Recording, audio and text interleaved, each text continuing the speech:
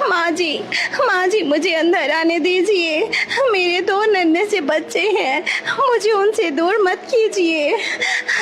दरवाजा खोलिए, मैं आपका हर कहा मानती हूँ। ना जाने आपको फिर भी मेरे से क्यों इतनी दुश्मनी है। अरे कलमुही, तू जाती है या बाहर से डंडा फेंकूं? मेरे टुन्नू की जिंदगी पे भारी पड़ गई तुम। अरे जाओ यहाँ से, मैं टुन्नू की नई शादी करवाऊंगी। तुम जैसी कलमुही हम अपने घर में नहीं रखेंगे। ये सब सुनकर टुन्नू भी चुप करके बैठा हुआ था।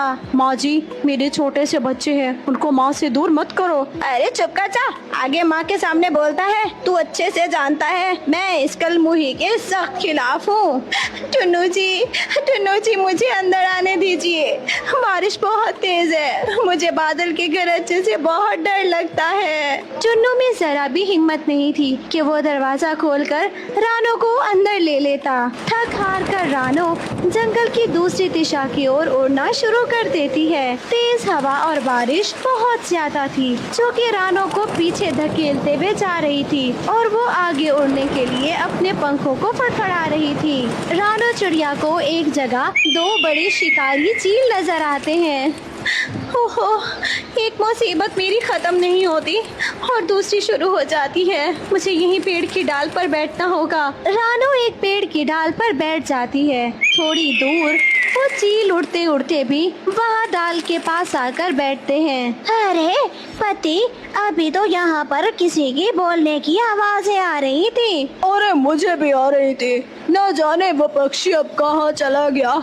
हो सकता है बारिश से हवा की आवाज में ऐसे महसूस हुआ हो। तो फिर चलो, हमें आज कोई छोटा गरम गरम और नरम पक्षी ढूंढना है। वो दोनों पति पत्नी वहाँ से उड़ जाते हैं। हे भगवान, तेरा कितना भी शुक्र अदा करूं उतना ही कम है। ये तो चले गए, अब मुझे आगे कहीं जाकर अपना ठिकाना ढूंढना होगा। उड़ते उड़ते रानो चिड़िया एक पुरानी गुफा में जाती है। पुरानी गुफा में काफी अंधेरा छाया हुआ था। हाँ, कुछ पता नहीं, यहाँ पर कोई नाग भी हो सकता है, मगर क्या करूँ, मेरे पास कोई और ठिकाना ही नहीं है। और मेरे बच्चे, उनको कितनी भूख लग रही होगी। टुन्नू जी, आप भी बदल जाओगे, मैंने ऐसा कभी नहीं सोचा था। तभी रानो चिड़िया को एक छोटी सी चमकती हुई चीज दिखाई देती है और वो गुफा के उस छोटे से कोने में जाती है। ये क्या होगा?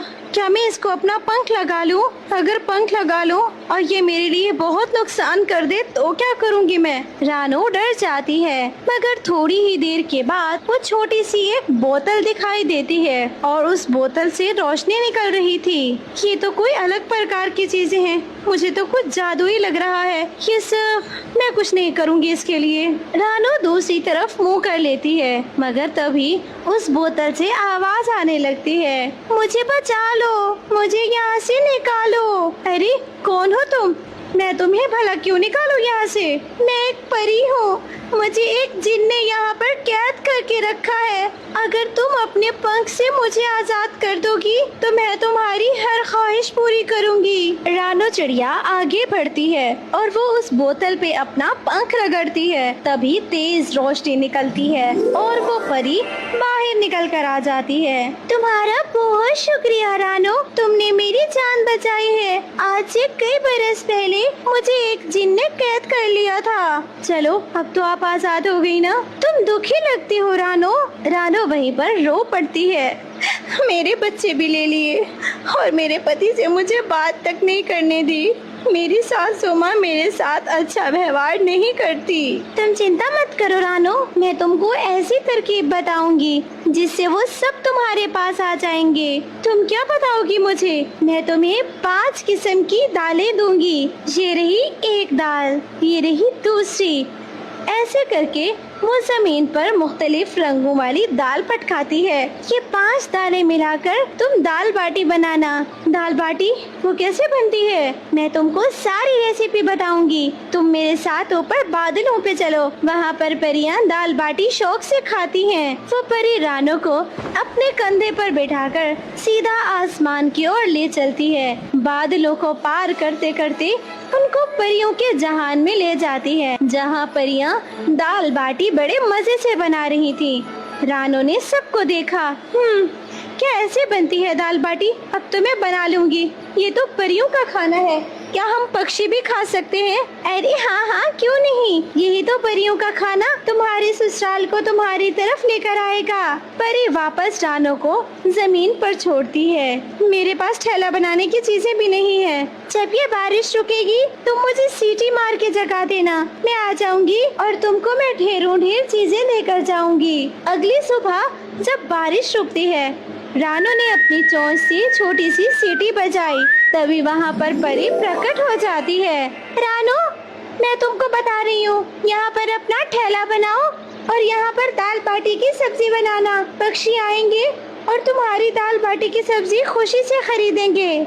पर मुझे बेचने का शौक नहीं है, मैं सिर्फ अपने ससुराल वालों के हाथ जगह बनाना चाहती हूँ, अपने बच्चे वापस लेना चाहती हूँ। हाँ हाँ, सब हो जाएगा। रानो ने अपनी जादू की छड़ी हिलाई और उस जादू की छड़ी से उसने एक प्यारा सा ठेला प्रकट कर दिया। वहाँ बर्तन, साजो सामान सब कुछ था। दाल बाटी बनने से पहले ही दाल बाटी की खुशबू पूरे जंगल में फैल गई। जंगल के पक्षी धीरे धीरे जमा होकर देखने लगे। अरे अरे, ये कौन सी सब्जी है भला? ये कोई सब्जी नहीं है, ये तो दालों को मिलाकर बनती है दाल बाटी।